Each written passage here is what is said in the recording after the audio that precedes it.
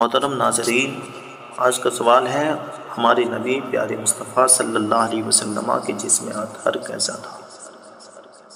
تو اس کا جواب یہ ہے، حضرت ابو ہریرہ رضی اللہ تعالی عنہ کا بیان ہے کہ حضور انور صلی اللہ علیہ وسلم کے جسم اقدس کا رنگ گورا سفید تھا، ایسا معلوم ہوتا تھا گویا آپ کا مقدس بدن چاندی سے ڈھال کر بنایا گیا ہو۔ سبحان اللہ، اتنی پیاری بات ہے۔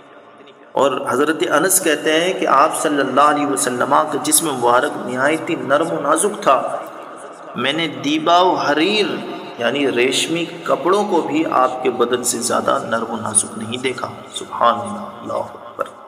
اور فرماتے ہیں حضرت انس کہ نبی کریم صلی اللہ علیہ وسلم کے جسم مبارک کی خوشبو سے زیادہ اچھی کوئی خوشبو نہیں سنی۔ سبحان اللہ، سبحان اللہ۔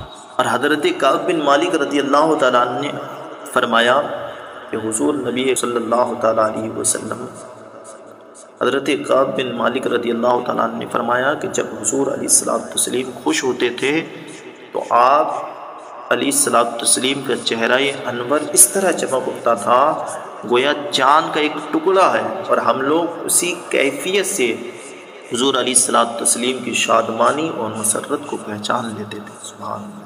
آپ علیہ السلام کی رخ انور پر پسینے کے قطرات موتیوں کی طرح ڈھلکتے تھے، اور اس میں مشک و عنبر سے بڑھ کر خوشبو رہتی تھی۔ سبحان اللہ پیارے محترم ناظرین، چنانچہ حضرت انس رضی اللہ تعالی عنہ کی والدہ حضرت بی بی ام سلیم رضی اللہ تعالی عنہ ایک چمڑے کا بستر حضور علیہ السلام کے لیے بچھا دیتی تھی، اور آپ صلی اللہ علیہ وسلم اس پر دوپہر کو قیلولہ فرماتے تھے، یعنی آرام کرتے تھے۔